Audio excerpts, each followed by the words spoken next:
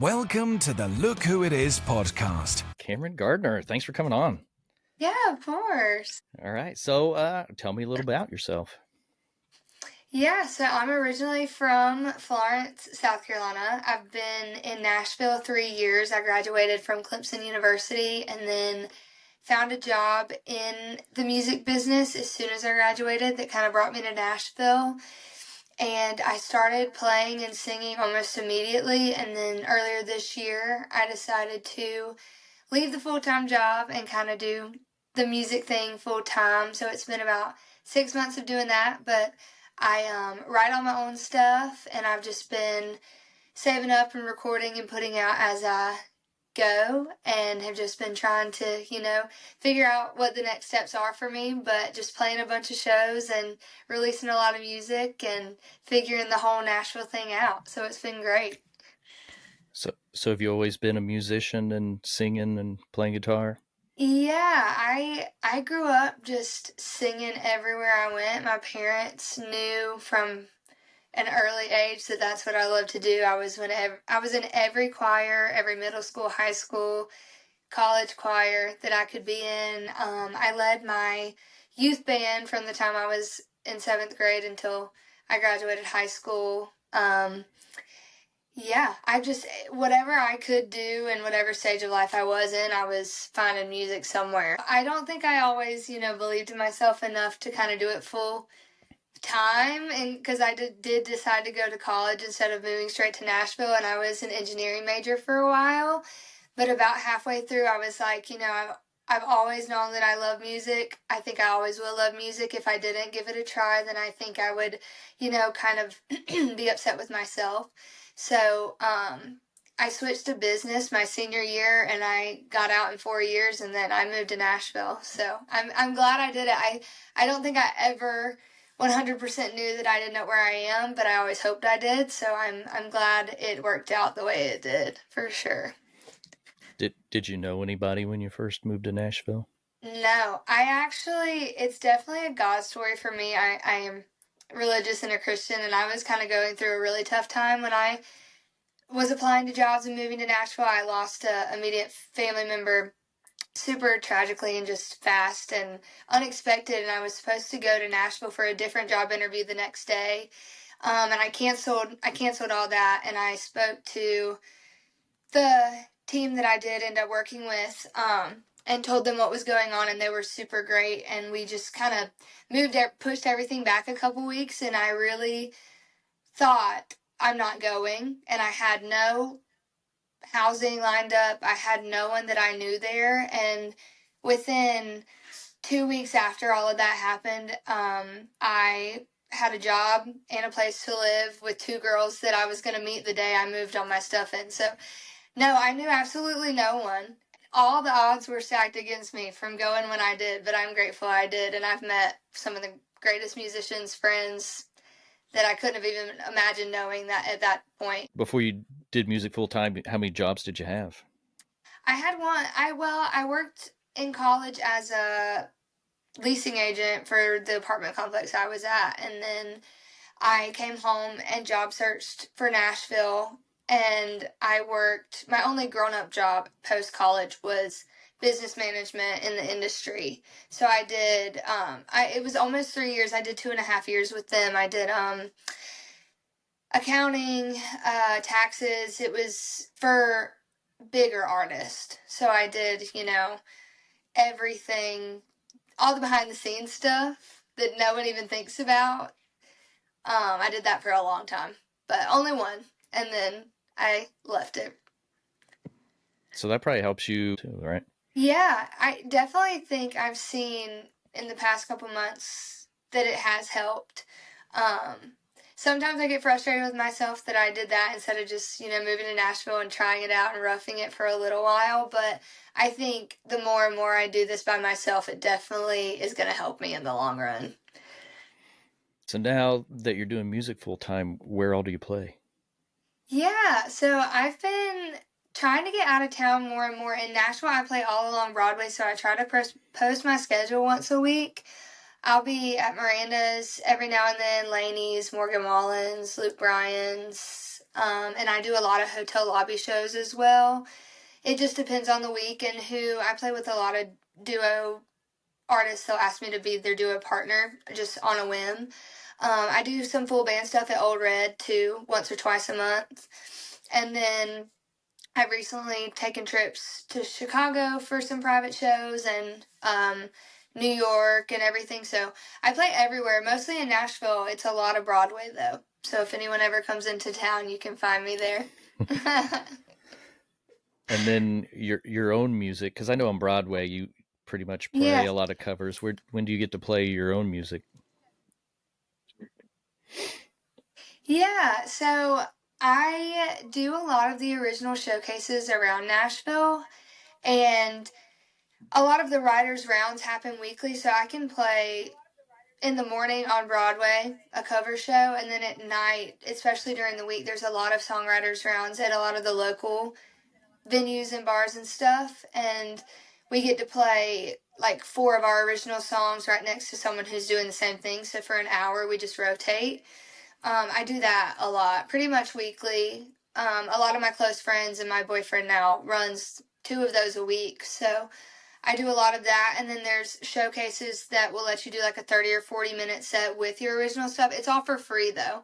So we're not getting paid to do it yet, but we do get to, promote our original stuff pretty much weekly if you know people that run those rounds, and there's plenty of opportunity for that. I do a couple of those, if not monthly, or if not weekly, monthly.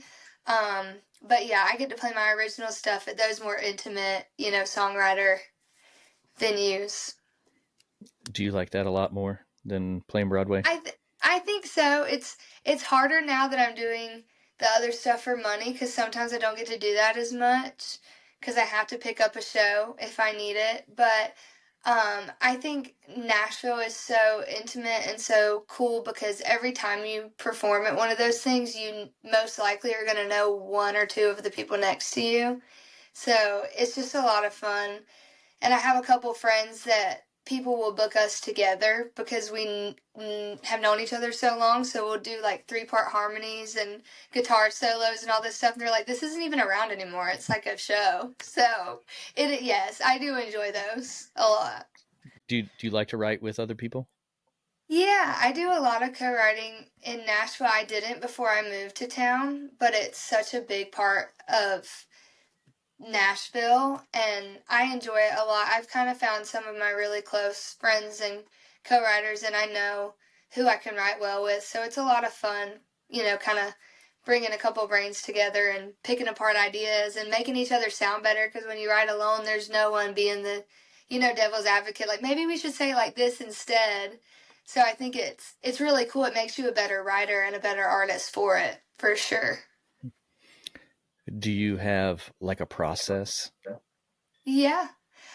Not necessarily. Normally you book a write with people months out, and then you go in at like 11 in the morning with 2 other people, and you're just like, okay, like, what kind of mood are we in? Like, are we writing for me? Are we writing for you? Are we writing to pitch it? I haven't ever had a song be cut by a big major label or anything like that, but just trying to figure out who in the room you're writing it for, or if there's an idea that someone's super excited about and they want to bring it to the table right then.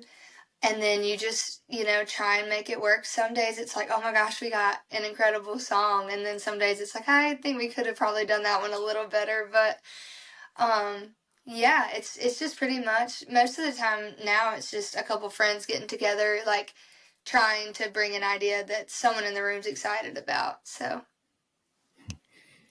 Do you ever have anything come like when you're just hanging out and, eating or something? Yeah. I have a couple friends that, well, we all pretty much have hookbooks or like just a, running list in our phones, and we'll be talking, and they're like, oh my goodness, I'm writing this down, and I'm like, don't write it without me because that came out of my mouth.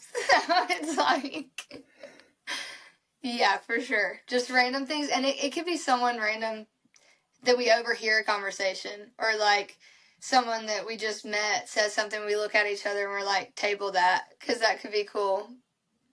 Yeah, you feel like you have to keep your ears open Oh yeah, all everywhere. the Yeah. time. Yeah.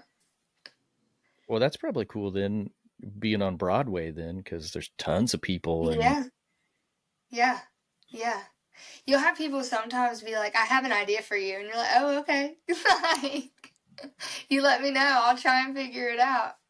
so your song Stages. Yeah. I know it has multiple meanings. Can you kind of break it down for me?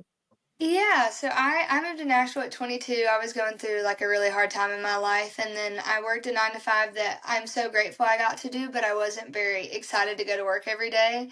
And all I wanted to do was be playing downtown, and now that's what I do, and now I'm looking towards the next thing, all while some of my friends back home were, getting married or settling down and now having babies. And even when I wrote this song, it's come to fruition more. Like Zoe, who's in the song that I used to, go visit her in college, had a baby 3 days ago. And then Caroline, at the time of me writing the song, she had just gotten married, but a year and a half later, she had a little girl who now is about to turn 2. And so I'm very grateful I came up with the idea. It literally was just like me one day. I don't even remember what day or what I was doing. I just was like, stages of life and all of these stages I'm on, because I would work, from 9 to 5, and not very many people at work knew that I was going to play 10 p.m. to 1 a.m. on Broadway right after an 8-hour workday. And then people back home were in bed already, married and, talking about kids. And so I went on a writer's retreat, and that was also super out of my comfort zone. I knew no one on the writer's retreat except for one girl. And now a couple of us, like, 2 of them that had no idea who each other were that went on the trip, now they're roommates, and then one of them I'm super close to, so that's also just another thing that was meant to happen. But I got put in this group, and I couldn't even get off work that day, so I was working remotely while writing this song. And I was just like, I know it sounds kind of cringy, and it could be very just, hit or miss, but I just had this idea to write a Stages of Life song, a singer-songwriter version of Stages of Life and the stages that we're playing on, and how it's okay to be on different ones and all this stuff. And they took it and ran with it. And it's a song I'm very proud of. I'm very glad it's out, because I wrote it 3 years ago now, and I sat on it for a really long time. But yeah, it's just, day in, day out, spend most of my time downtown, and friends are singing lullabies and I'm playing to drunk people late at night. It's very tongue-in-cheek, but a lot of people love it because it holds true in so many people's lives that you don't have to be a singer-songwriter to relate to it. Because I think we all, especially with social media, play this comparison game of, oh, I haven't met my person yet. Oh, I'm not married yet. I've been dating this person for this long. Or, like, I'm not even thinking about kids. I'm single and I'm in my 30s, and it just doesn't matter. So I'm super proud of it, and I hope it means as much to other people as it meant to me, because I love the song, and I'm very happy it is finally out in the world. Now, when did that come out? September of this year, so it's been out a couple months now. Okay. But you wrote it 3 Yes. years ago. Yes, I wrote it as a young 22-year-old who had just moved to Nashville, and now I'm almost 26, and life looks very different, but it's still true, if not even more true. So What took 3 years to get it out? I think when I wrote it, normally it takes a little bit, and I hadn't had like a producer I was working with or anything like that, and just saving up the money and trying to figure out promo. I had other songs that I had written and that I was in the process of releasing, and then it just kind of got tabled for a while. I wanted to make it perfect, and I wanted, I probably took a little bit too long trying to make it too perfect, but yeah, just sitting on it and trying to find the right person to kind of bring it to life and help me produce it. So Now, what was your first song you released ever? yeah, I released my first ever song a year after moving to Nashville. It was called Hero, and I wrote it with Dustin Kynes and Sammy Lynn. And it was just about, at that point in my life, had moved so far away and didn't really have anyone to rely on or hold my hand through, life anymore. I was all alone, and so it's just kind of a song about being your own hero, not needing anyone to take care of you, and just getting it done, chasing a dream. It doesn't really say that and like a songwriter being on a stage, kind of like Stages does, but it's just a very, like, I got this. I don't need a knight in shining armor. I can be my own hero, and I'm going to take the reins and figure it out. So I'm proud of that one too. Do you use the same producer for all your songs? I've used a couple different ones now. Hero was actually produced by Jacob Frisch, and I love him. He's incredible. And then the Talkin' Tequila, More Fun song I produced with Farmhouse out in Memphis. And then these last two I've used We the People out in, I believe it's Spring Hill. So I loved all the producers that I've used. It was just who I was, talking to at that time, or who I thought could bring the idea to life the best. From the song that you had that you took in there to the song that come out, yeah. Do you think it was a lot different? I think sometimes your first couple, for sure, because you're just like, I've never released anything, but whenever you kind of, and I'm still working on this, but whenever you bring a song, it's super important now to bring ideas of like, okay, I want this to sound like this, or I like this guitar part from here, or I want it to be 90s country, or I want it to be, 2000s country, or whatever. But I think each song that I've released, the sentiment of it that I came in there with has definitely been portrayed in the best way it could be. But they do just take on a life of their own, and they sound different than just me singing it into my phone, or than that turning into, I write it, I finish it with 3 other people, and there's a guitar and a vocal on it, and then whenever you get in the studio and you have other musicians being like, oh, I think this drum beat would sound good with it. So yeah, they definitely transform. They're not the same songs, but the sentiment reigns true throughout all the stages of the, producing process. You really got to put a lot of trust in them then, don't you? Oh yeah. It's scary. I struggle with that because I'm an overthinker really bad. So I'm like, from the starting it, and then, the paying for it and all that stuff, you're just like, oh my goodness, I'm so nervous. But it all works out every time. So how many songs do you have out now? I believe I have 4. I have 4, and then I was featured on a song, an EP that my friend put out. So I think on my artist accounts, if you look me up, there's 5. But I'm working on getting some new music out early next year. I have a couple, more rockin', still clever, but more upbeat, summery songs that I want to release middle of next year. But the beginning of next year, I'm going to try and release a couple that are similar to That Place and Stages and build a project out from there. So stay tuned. But yeah, so I have 4 singles out and potentially working on a project for early next year. Awesome. Yeah. So currently working on Broadway and stuff like that. Do you have any stories that you tell, like when somebody's like, so how's work been? You're like, I got to tell you this story. I had a couple, and I thought about writing them down and brainstorming the other day because I'm just out there so much I forget. There's a lot of, I'll be playing, and then someone walks into the bar that they're not supposed to, and then I watch like an altercation or like security try and push them out while I'm singing. And then at this one hotel lobby that I play downtown, the window is right next to me. So sometimes they'll like lean into the window as I'm playing right here, and I'm looking at them like, I'm no part of this. Like, I don't want to be a part of this. I'm trying to think of anything else that's super crazy. I was playing the Taco Bell Cantina one time, and someone tipped me with a burrito. And I did throw it away. I didn't look if it was half eaten or not, but I did get tipped in Taco Bell one time. I can think of worse tips. Literally. I know. I probably should have just eaten it. I wasn't very hungry at the time. It had sat there for a couple hours. Yeah, I don't know about that then. So you played out other states and stuff too. And Yeah. you said, are they like private shows? Yeah, I've done some graduation parties. I went and played a run in Chicago at the Isle, at the Emerald Isle, which was more cover shows. I played all the originals that I wanted to, but I'm working on kind of getting on the road and eventually taking a band. All my road stuff now has been either duo shows or acoustic, just me, solo acoustic stuff. I played a lot in South Carolina. I'm trying to think of where else I've been. Indiana. I've done Indianapolis with one of my buddies from Nashville too. But yeah, I travel. I'll go, pretty much anywhere. I love to get out of.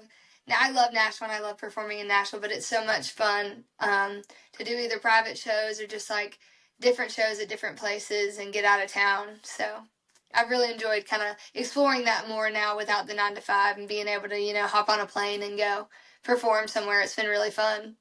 Cool. Have you gone out west yet? Not yet. Not yet. You have a place you'd like to go? I don't know. I would love to go. I would love to go anywhere, but I have some friends that are Texas country musicians, so I would love to play some shows in Texas. Any state I haven't been to, which is a lot of them, I would love to go play. Is working at one place kind of get you into another? Do you have to go in and talk to them? Yeah, Broadway is tough in Nashville because I've been here 3 years and I'm still not technically a part of a circuit, but I've met so many people that are. They get to pick who they bring along to play with them. So I do a lot of that. Nashville and getting gigs in Nashville is just so much of networking, and I used to get so frustrated when I'd been there 6, 8, 9 months and it wasn't working because it's not even just about reaching out to the bars. There's all, certain bars are in this circuit, certain bars are in this circuit, and you could email the owner and they could never answer you, or they could answer you and say, hey, we're not looking for any more of that. But it's, meeting musicians that believe in you and you believing in them too and enjoying playing with them and just finding friends and, booking shows together. So it really is about just the networking and finding people to kind of take a chance on you. But my first couple years were really just, and I was still working full time, so that didn't help either. But talking to, artists who played at the places I wanted to play and saying, how do I go about this? Who do I reach out to? If you ever need a fill-in, please let me know. I would love the opportunity. So Nashville's hard, but it's just a lot about knowing the right people and meeting the right people and helping each other out when you can. Do you have to, when you email them, do you have like an EPK or like a sheet or something that has like everything? Now I do. I recently, made one, but I used to not, and I think it does help. I think it helps to have, one place and a link to everything that you can send. I've gotten more opportunities that way now, but I used to just be like, hey, I really want to play. Which is, looking back on it now, I should have, as soon as I moved to Nashville, gotten something to show for, hey, I'm Camryn. These are, live performances and links to that. I would really love the opportunity to play. So I see that you play like live too. You stream live when you play sometimes? Yeah. How does that work for you? Yeah, when I first moved to Nashville, I knew absolutely nobody, and so I would sit in my room, and I didn't really have much of a following. I would sit in my room and stream for hours and just play to my phone, and it got me a lot of followers on TikTok, a couple thousand here and there, and I would do it so much, and then I started meeting people and getting shows at night, and so I stopped for a while, and now I do it when I have shows that are a couple hours, and I'll play like the first and the last hour, or I'll try to play on there,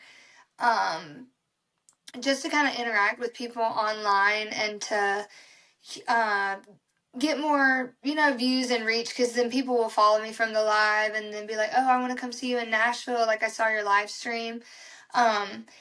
It doesn't do anything crazy right now with just the amount of followers I have. It's not that many, but it is fun to, talk to people, because sometimes the room is empty. Sometimes where I'm playing, there's two people in there that are at the hotel bar not talking to me. So when I am on live, like, my friends from home can watch, my friends from college can watch, or, anybody scrolling through can stop and request a song, and it gives me an audience when there is no audience sometimes too. So it's fun. I like it.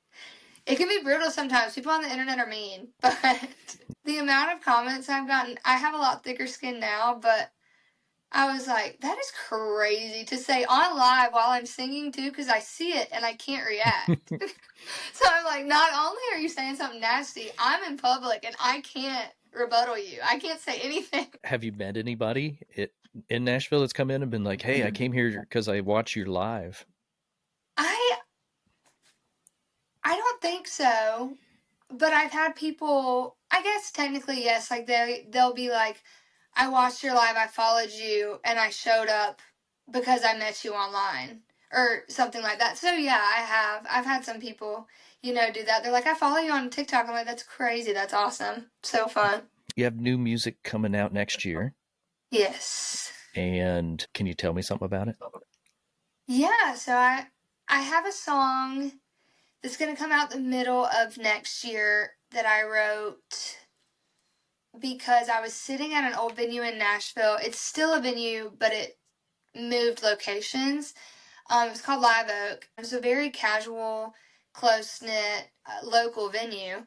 And it had a last night of music, and I got to play right next to one of my friends. And he goes, this is Live Oak's last night. Don't go anywhere. We're moving a couple bars down from where we're at right now.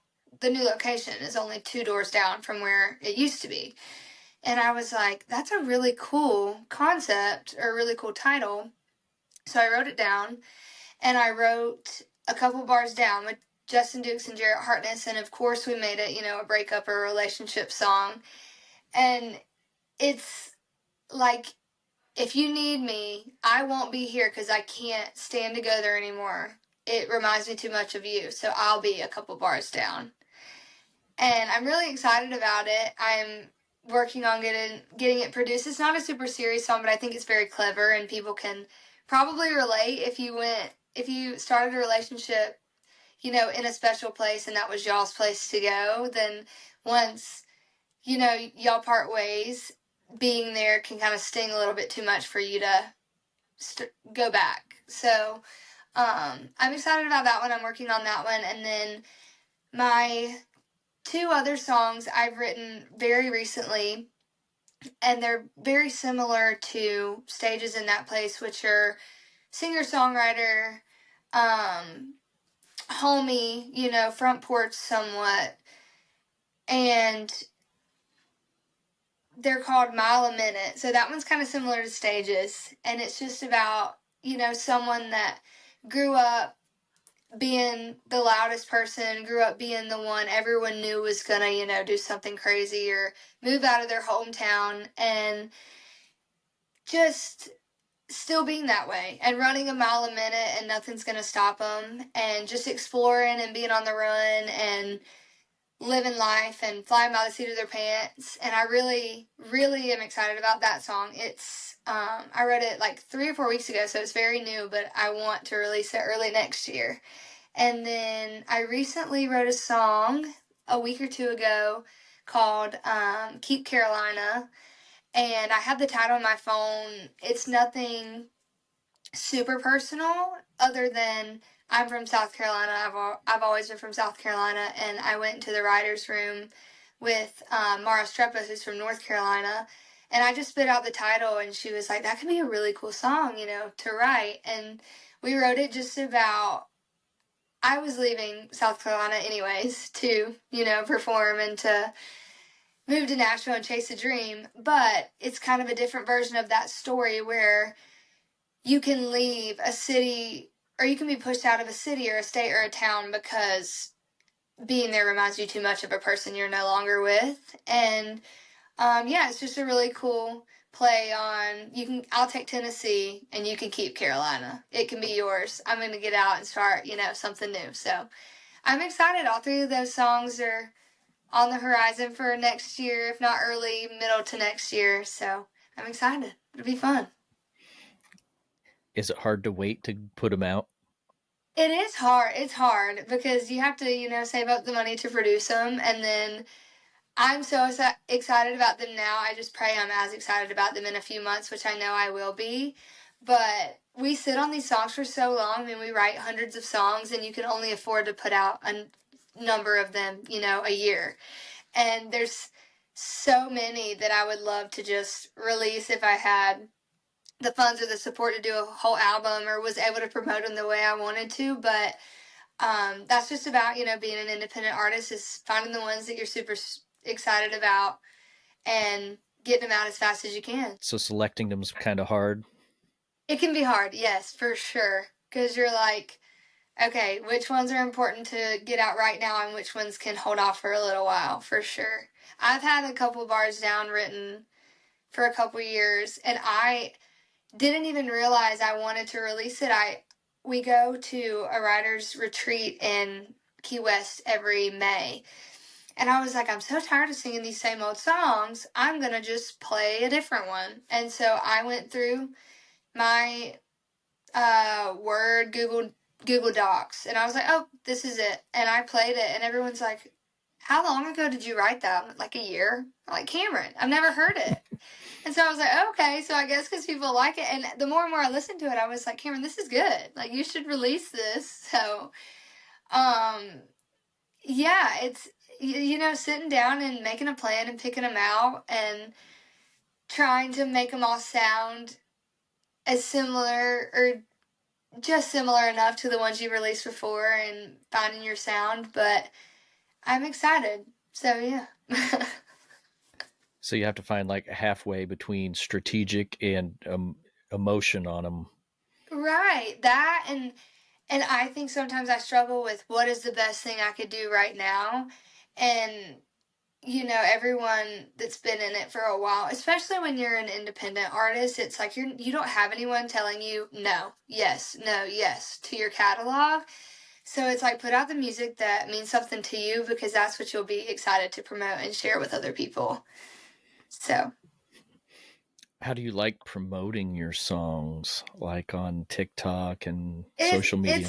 It's tough. At first I didn't really, and now I'm just like trying really hard to make the reels and schedule the, content days and take pictures of myself. That's not my favorite thing to do on this planet, if I'm being honest. It's like, now being an artist isn't just about performing and, live video. It's like, you have to be interesting and you have to, share way more, I feel like, than you used to have to. Like, you have to be funny, or you have to, take a video of you explaining it, or filming something super embarrassing walking around Broadway. I did that 3 or 4 different times this summer, promoting stages. But I enjoy when people comment on it and they're like, oh my goodness, I love this. Like, I love this song. That makes it all worth it. If people enjoy the music, then I'll do all the other stuff to get people to be able to hear it. So how do you put stuff out, social media, and be personable but not give too much of your personal life? Yeah, I think for me, I haven't really gotten to a caliber of where people are, just super overanalyzing me and myself. But I think just being yourself and saying things that you would say to a friend, maybe, or just, talking like you're talking to your people back home, but you also don't have to fill the internet in on all your deepest, darkest secrets. I think sometimes people get to that place and then they have to pull back and just be like, I've overshared and I've shared too much and now people know everything about me. And then they feel like once people know something about you, they feel like they can give an opinion. So I think just, thinking twice before you post a video, but also just being yourself and talking like you would talk to a friend or someone back home. And I think deep down we know what we probably should or shouldn't post on the internet. But but sometimes it also helps to be vulnerable too, and just be like, I wrote this song about this that I was going through at the time, and hopefully you can't relate, but if you do, this song's for you. So, yeah, I don't know. I think it's just mostly about being your true, authentic self, and then if people like it, they like it, and if they don't, they don't. Have you had an instance where somebody has said that they have a connection to your song and they felt the same way that you did? I think with stages a lot of people in Nashville will say that, or young people, or even people's parents will be like, I sent this to, my son or my daughter. I've gotten a lot of that. Like, I feel like I'm just on the wrong stage of life. Like, I'm 25 and I haven't done X, Y, and Z, or I'm 30 and I haven't done X, Y, and Z, or this, And so I've gotten a lot of that. And then with my song that I released, That Place, is about kind of having a love-hate relationship with your hometown. And I got a lot of comments on that too, because you can love a place that you left, but also know it was the right decision to get out of there. And I've had a lot of people, say this resonates with them, because I wish that I could have Nashville and South Carolina in the same spot. I just can't. And I know that Nashville's where I need to be. And I've grown so much as a person. And I love coming back to where I grew up. But it's also important that I go back to Nashville. So, yeah, I try to write songs that mean stuff. I have a couple funny, drinking songs or whatever. But I think the thing that touches me the most is someone saying, this made me listen, and not only made me listen, it makes me feel heard. So, yeah, I've had some reactions to that for sure. So you're playing out now. How many hours a week would you say you play? And normally my sets are on the lower end 3 hours and the longest 4 hours, and I do that 4 to 5 times a week, I would say. If I'm in Nashville, I'm normally playing pretty much every weekday, a lot of the weekends too. I don't think there's been a week that I've done 7 4-hour shows, but I know that there's been weeks where I've done 4 or 5. So it's I would say anywhere from like 16 to 20 hours a week I'm singing, which is hard on your voice. Yeah. But Do you have a routine? You like go home and have some tea with honey? I've been trying to develop a better one. I bought a steamer, and then I try to drink more hot drinks, and more water. But I'm still working on that, because I will get hoarse and then have to take a couple days off, and I'm like, we got to figure something else out. We got to do something different. You have to find just the perfect amount of, You do. Yeah. You do. Mm-hmm. Is there a favorite place you have to play?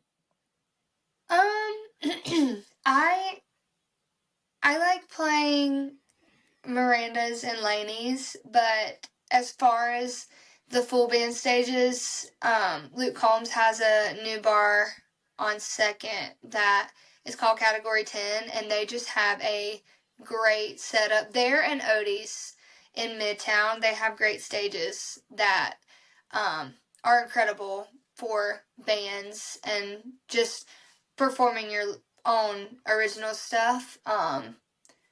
They feel great. I love playing there. And I love playing at Old Red, too, because for my cover shows, they're great to us. And it's just a really cool stage to play on downtown. So you enjoy the full bands more? I think so.